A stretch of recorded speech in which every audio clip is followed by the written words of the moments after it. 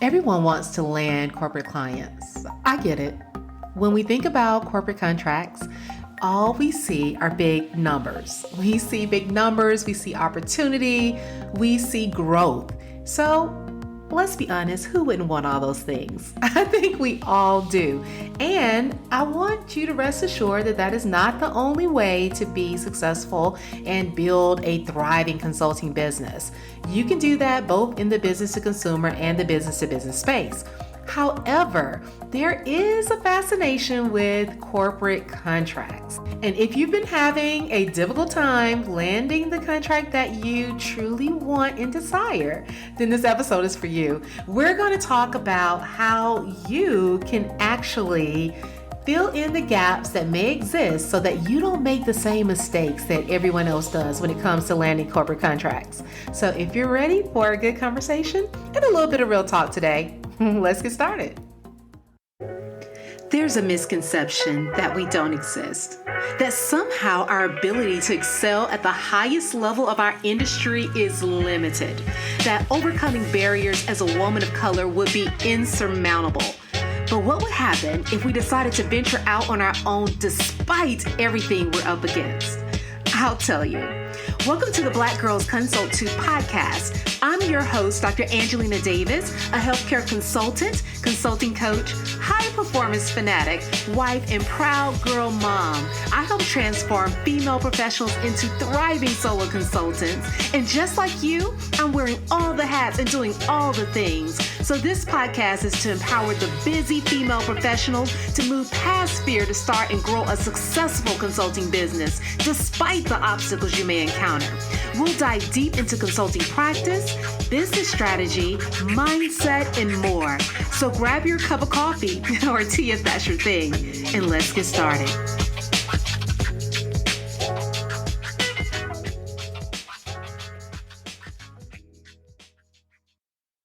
Hello, hello, hello. Welcome to Black Girls Consult 2. I'm your host, Dr. Angelina Davis. And today, yes, we're talking about corporate contracts and how to land them, what we're doing wrong, what we may be doing right. I don't know. We're going to talk about all those things.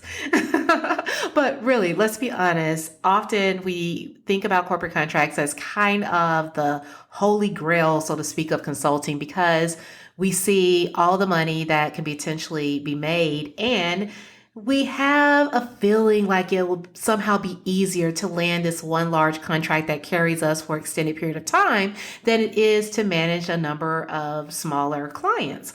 And, that is depending on your situation, your industry, and the services that you offer. But, corporate contracts can be nice. They can be lucrative, definitely if they are the right ones. And so if you're looking to land a corporate contract that may be able to carry you for a longer period of time, or you are looking to solely work in the corporate environment, as you are running your agency or your firm or your business, then this is going to be an episode that you may find rather helpful, because one of the biggest challenges that people have when it comes to landing corporate clients is being able to actually make the sale. And we focus heavily on sales as the solution. And yes, sales is a vital and a critical component of you being able to land those contracts. But I want you to understand that there are a lot of foundational pieces that need to be in place before you get to the point of pitching or sales that will make the biggest difference. And even if you're not great at sales, I can tell you that if these other things are in place, it's going to make the sales conversation much easier. And so I want you to shift your focus from just solely focusing on the elements of your sales meeting and your sales call to focusing on all of the things that need to be in place for you to get to that point, because it's going to be that foundational work that is going to carry you as you move forward, is going to help you to be more and more successful, especially when it comes to corporate. So one of the things I wanted to start off by talking about are common mistakes that I commonly see people make. And these mistakes are things that don't seem very obvious when you're, looking at first glance, but If you have any understanding as to how the corporate side works, then it's going to be a little bit more obvious as we dive deeper into this where the mistakes are occurring. One of the first places that I caution people about and tell people to look is their service offer. And so this is all about what we think it takes to land a corporate client and the type of services we need to provide.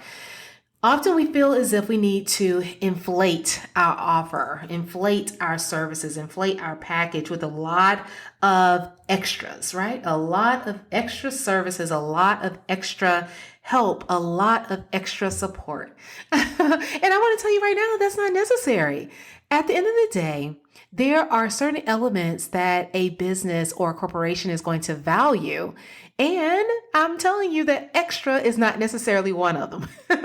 And that's because what often is more valued and most valued is the quality of the service that's being provided, the efficiency of the services and the efficiency that you can bring to the business or the corporation, the effectiveness of the strategies that are going to be implemented and put in place, the results that can be derived, such as avoiding cost or cutting cost or increasing customer satisfaction or client satisfaction. There's a lot that goes into what people value, but it has been rare that inflating services and having just a lot of services to offer is helpful.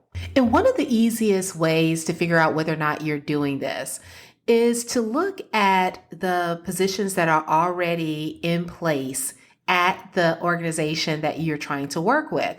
Because if you are offering to provide services that are already being met or jobs that are already being filled in that business, in that organization, then that is going to be deemed as unnecessary. Yes, it's a nice to have, but when you are considering other options, it makes your offer seem to be inflated with things that they are not willing to invest in, and therefore is going to be less attractive than someone who is able to be laser focused on the problem and the need that they currently have. And in order for you to know that difference, you're going to have to do your market research. I always talk about how market research is the most undervalued task when it comes to building, number one, any business, but definitely a consulting business. Because in order for you to give advice and to give direction to any organization, especially at the corporate level, you're going to have an understanding of the way that business functions, the things that they have currently in place, and how you can actually drive change in a way that's feasible for them to execute to get to their end result. And in order for you to do that, you have to have a deep understanding of that potential client. And then also you have to understand your industry well enough. One of the things that I think is interesting is that many people don't take time to research their competitors. And one of the reasons why we avoid this is because we get focused on what we offer and we see competition or a competitor as a negative term or something that we don't need to dive into. We want to avoid trying to feel as if we're in competition. But definitely when it comes to the corporate environment, yes, you are in competition. You are going to have to provide a service that is going to stand out from the crowd. And one of the ways to do that is to understand what others are offering so that you can find your point of differentiation that is valued in the potential client's eyes. It's not about saying that you care more about your mission or being able to focus on maybe how you're able to provide a higher level boutique-like service. How is the work that you're doing able to compare with the outcomes that other businesses that are competing against you for that contract, does it compete with the outcomes that they can provide? How can you compete with the technology that they are using? How can you compete with what they're able to bring to the table? And the easiest way to do that is not by being better than them in those areas, it's about being different. And so if you switch the focus from trying to compete by being better to compete by being different, then that difference in your ability to deliver the result or outcome can actually lead you to be the better choice. So I want you to get to know your client or your potential client and your industry in greater depth, because that is going to help you peel off some of this unnecessary weight that you have in the proposals that you're making, in the services that you're offering. And you're going to be able to streamline and focus in on what truly matters to that potential client to get them to their finish line. That is what's going to sell. That's what's going to resonate at the highest level, especially with whoever is making the decision. You need to understand what their priorities are. You need to understand what they currently have in place, what challenges that they have in order to secure the expertise that they need to get to their future, and be able to provide a bridge for that gap specifically.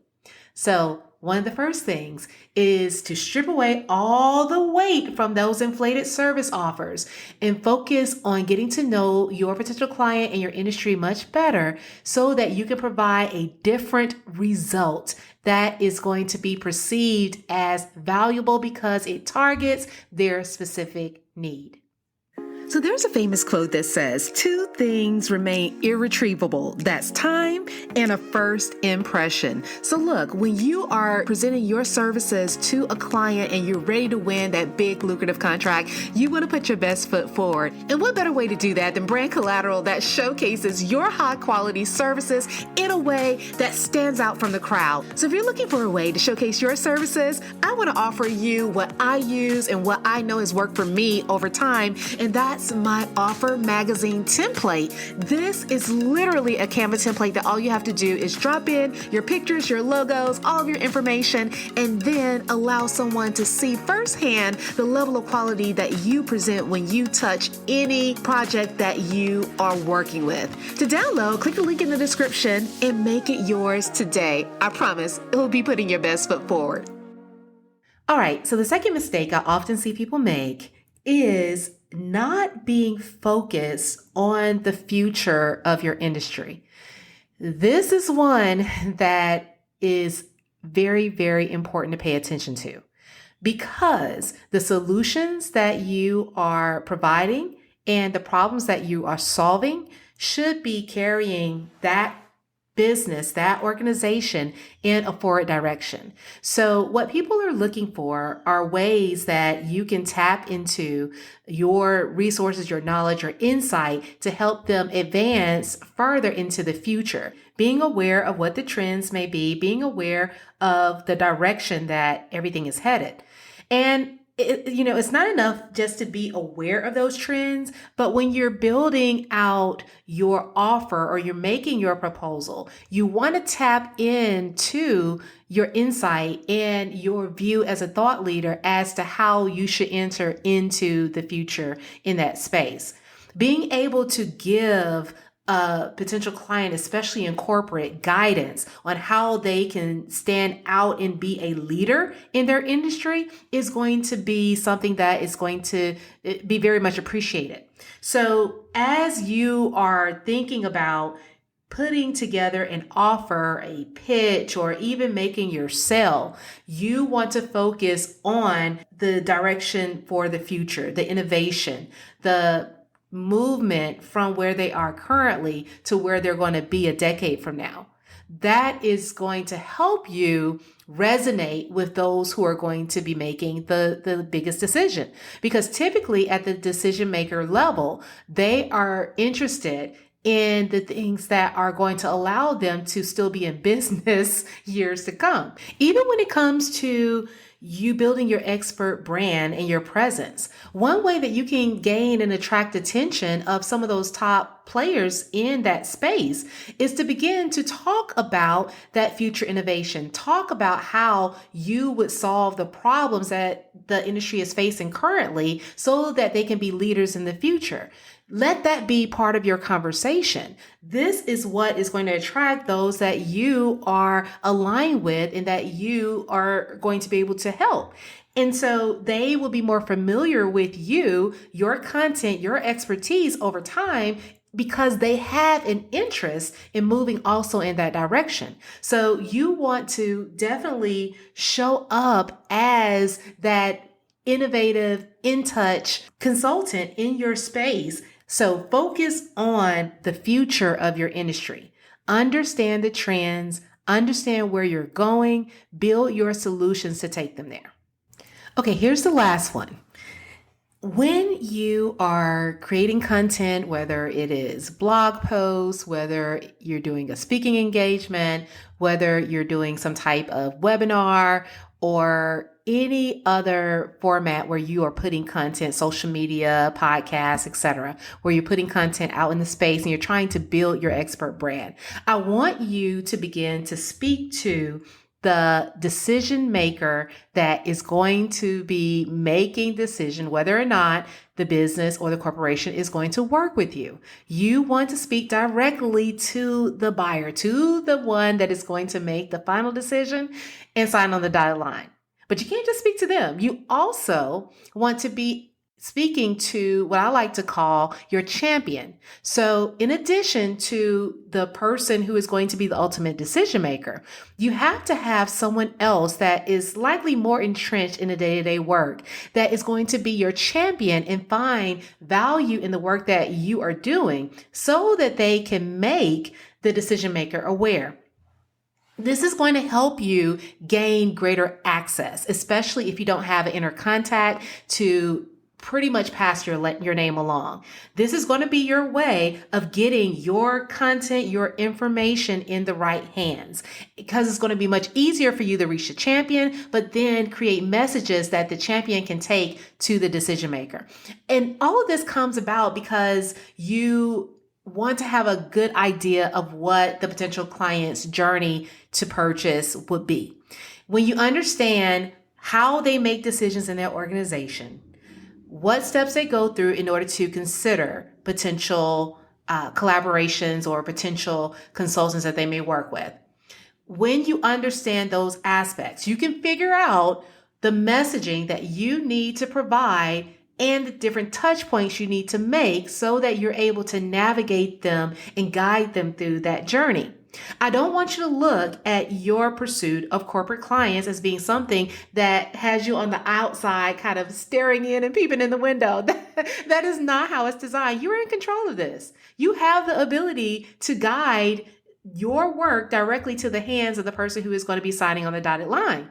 But in order for you to do that, you have to speak directly to them, and you need to be able to speak directly to the return on investment that you are going to provide to that decision maker so they can see the perceived value of what you bring to the table.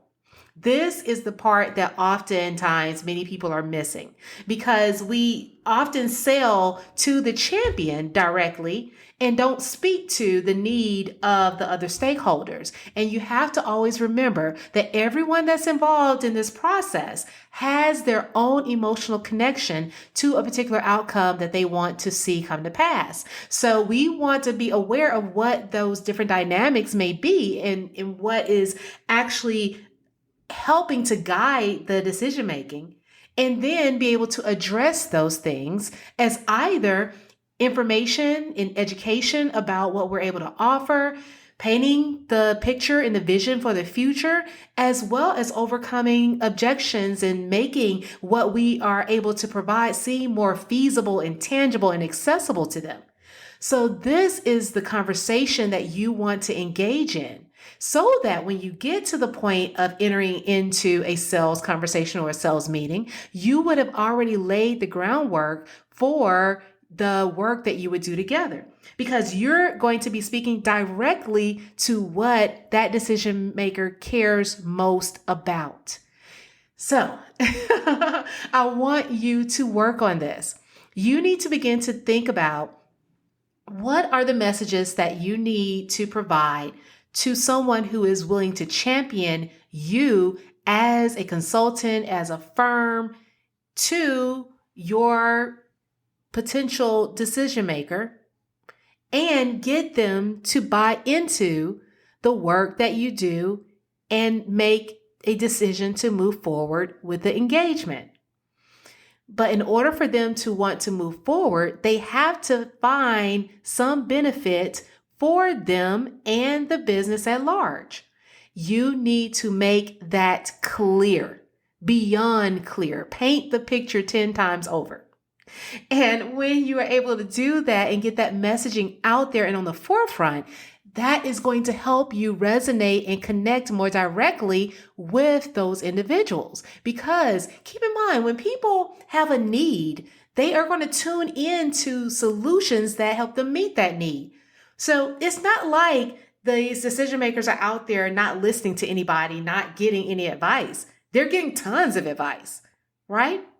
And the advice that they're going to lean toward, the things that they're going to follow, are going to be the solutions that align best with the type of organization that they have and has the promise that they feel is feasible for them to implement and execute to achieve the desired outcome.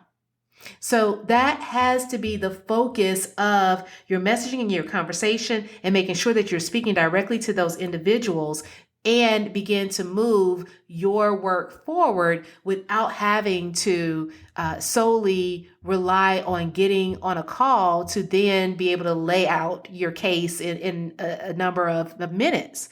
You want to be able to be doing that work and provide ways for them on their own time to be able to drill down into more of your content, find out a little bit more about what you offer, build your reputation in the space with regards to your expertise around specifically what they need, and then make the sale. So I want you to think about this whole process of landing corporate clients from a foundational level and then culminating with the sale itself. When you think of it this way, you will have a yes before you ever write a proposal, which is something that I always teach clients. I want them to have their yes so that the proposal is just outlining the agreement that has already been verbally made, and you will be able to move forward with those contracts and landing that business. So I hope that you enjoyed this episode and it got you thinking about other ways that you can actually improve your chances at securing corporate contracts, and making sure that you're not just waiting to the very end for the sales process to do all the work. That is not where you're laying your foundation. That's not the groundwork that we need to be doing. We have to address a lot of these things ahead of time, such as not inflating our service offer, focusing directly on what the client needs, making sure that we are speaking to the innovation and the trends and the change that we see in the future,